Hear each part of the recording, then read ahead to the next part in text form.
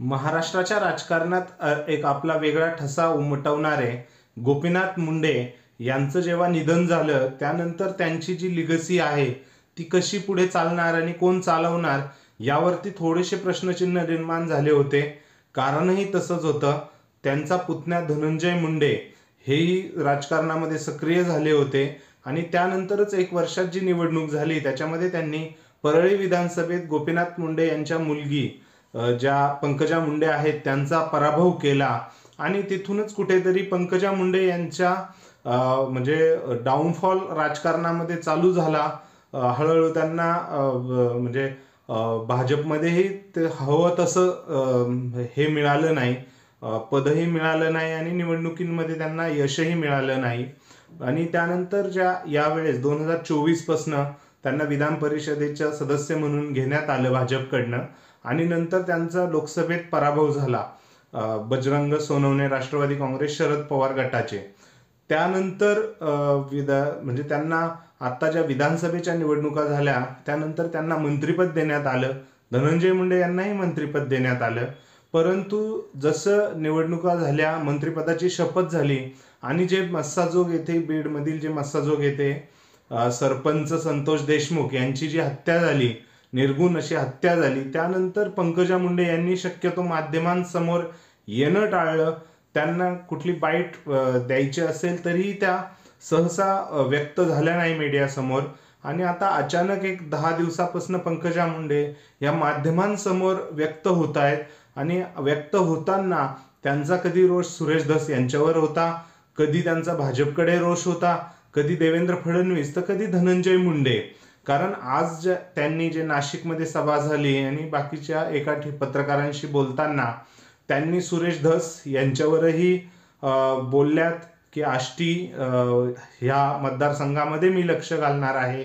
आणि त्यानंतर त्यांनी दुसरीकडे बोलताना धनंजय मुंडे यांना जे नामदेव शास्त्री नारायणगडावरती जे नामदेव शास्त्री यांनी कमेंट केली होती त्यांनाही त्यांनी खुचून प्रतिक्रिया व्यक्त केली. नेमकं पंकजा मुंडे यांचं माध्यमांसमोर येणं आणि प्रत्येक प्रकरणावरती आता आपलं मत व्यक्त करणं किंचितच त्यांना फायदा होईल की त्यांना परत कडू अनुभव येईल राजकारणातला, ते येणारा वेळच ठरवेल. जाणून घेऊया त्यांनी जे स्टेटमेंट केले त्याचे परिणाम आणि त्यामागच्या राजनीती किंवा त्यामागील गोष्टी काय आहेत ते. तोपर्यंत चॅनलला सबस्क्राईब केलं नसेल तर सबस्क्राईब करा, व्हिडिओ आवडल्यास लाईक करा आणि तुमचे विचार कमेंट सेक्शनद्वारे कमेंट करून नक्की व्यक्त करा. पंकजा मुंडे यांनी आज सर्वप्रथम त्या भाजपच्या आहेत त्यांनी स्टेटमेंट केले की आष्टी जो भाजपकडे मतदारसंघ आहे आणि त्या म्हटल्या की परळी जो मतदारसंघ आहे तो तर राष्ट्रवादीकडे आहे आणि मी भाजपची आहे आणि भाजपचाच मतदारसंघ आष्टी आहे, त्यामुळे मी आष्टीमध्ये जास्त लक्ष देणार आहे. ॲक्च्युली हे त्यांच्या मागे हे बोलण्यामागे कारण आष्टी मतदारसंघाचे जे आत्ता आमदार आहेत ते आहेत सुरेश धस. जसा रिझल्ट लागला विधानसभेचा, सुरेश धस यांनी पंकजा मुंडे यांच्या विरुद्ध किंवा त्यांच्या विरुद्ध कमेंट्स चालू केल्या होत्या. त्यांचा असा आरोप होता की पंकजा मुंडे यांच्या कार्यकर्त्यांनी माझं काम केलं नाही, पंकजा मुंडे यांच्या सांगण्यावरनं त्यांनी शिट्टीचं काम केलं आणि राष्ट्रवादीचं काम केलं. सो ह्या सर्व गोष्टींवरती सुरेश धस यांनी ही प्रतिक्रिया दिलेली आहे. त्यांनी सांगितलं की मीही भाजपचाच आहे, भाजपचा मतदारसंघ मला सांभाळू द्या, तुम्ही तुमचा परळी मतदारसंघ बघा जिथे सगळं हायजॅक झालेलं आहे. म्हणजे तुमच्या हातून धनंजय मुंडे यांनी जो मतदारसंघ घेतलाय तिकडे तुम्ही लक्ष द्या, भाजपचा मीच असल्या कारणाने मी इथे सांभाळतो. सो हे कुठेतरी आता हे कोल्ड वॉर म्हणू शकतो आपण त्याला, कारण भाजप अंतर्गत कारण जे मागे पाणी प्रकल्पाचं उद्घाटन होतं त्यावेळेस फडणवीस साहेबांदेखतच सुरेश धस यांनी मेरे पास फडणवीस है असं सांगून आपण फडणवीस यांच्या किती जवळचे आहोत हे सांगण्याचा प्रयत्न केला होता. त्याच पार्श्वभूमीवर आता पंकजा मुंडे कुठेतरी सुरेश धस यांना आता आधी तर लपून छपून होतं परंतु आता पूर्ण ताकदीने पूर्ण जगासमोर आता उघडरित्या सामना करताय का सुरेश धस यांना चुनौती किंवा चेतावणी देताय का, हे पाहण्यासारखी गोष्ट आहे. त्यानंतर पंकजा मुंडे यांनी धनंजय मुंडे यांनाही सुनावण्याचा प्रयत्न केलेला आहे. जे महंत नामदेव शास्त्री यांनी जे विधान केलं त्यावर त्यांनी सांगितलं की गडावर कोण जातं मला माहीत नाही, परंतु राजकीय ध्यासापोटी कुणी गडावर जाणं आणि तिथून त्या संतांनी त्याचं समर्थन करणं हे चुकीचं आहे, हे मी कधी खपवून घेणार नाही. सो हा टोला त्यांनी धनंजय मुंडे यांनाच लगावलेला आहे, यात काही प्रश्न नाही. परंतु आता यामध्ये ही गोष्ट आहे की धनंजय मुंडे आणि पंकजा मुंडे सध्या एकत्र आहे.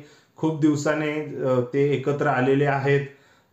महायुतीच्या माध्यमातून ते जरी राष्ट्रवादी आणि भाजप यांच्या सोबतीने ते आहेत, दोघंही आहेत. आणि त्यातच आता पंकजा मुंडे यांनी स्पष्टपणे अगदी आपले विचार ठेवणं या बाबतीत कुठेतरी पंकजा मुंडे यांचाही आता राजकीय प्रवास हा ऍक्टिव्ह झालेला आहे, ऍक्टिव्ह केलेला दिसतोय त्यांनी, अशी चर्चा आता सगळीकडे चालू आहे. कारण धनंजय मुंडे सध्या बॅकफुटवर गेलेले आहे आणि त्यातच पंकजा मुंडे ओबीसी असलेला चेहरा, आपला चेहरा जो आहे आपल्या वडिलांनी जे समाजासाठी केलेला आहे त्याचवरनं आपण ते पुढे घेऊन जायचं असं पंकजा मुंडे निश्चितच त्यांची मानाची तयारी झालेली दिसतेय. आणि तिसरी गोष्ट की त्यांनी आता हेही सांगितलंय की गोपीनाथ मुंडे यांना मानणारा खूप मोठा वर्ग आहे आणि तो वर्ग जर आपण वेगळा काढला तर एक मोठा पक्ष होऊ शकतो असं त्यांनी विधान केलंय. यावरती संजय राऊत जे शिवसेनेचे आहेत त्यांनी कमेंट केली की नवीन पक्ष काढतायत पंकजा मुंडे तर त्यांना आमच्या शुभेच्छा.